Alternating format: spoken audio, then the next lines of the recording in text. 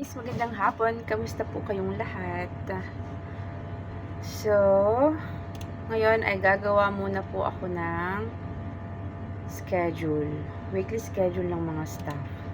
So, ang schedule po dito, ina-update siya online.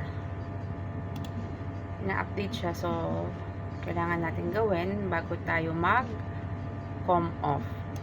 Magko-com off ako. I will not be here for a couple of days, like approximately 5 days. So, bago yan, kailangan nating i-upload online. So, yun lang. Ano po ang mga ulam ninyo sa inyong mga tahanan? Anong oras na ba dito? Time check. Time check. Oman time.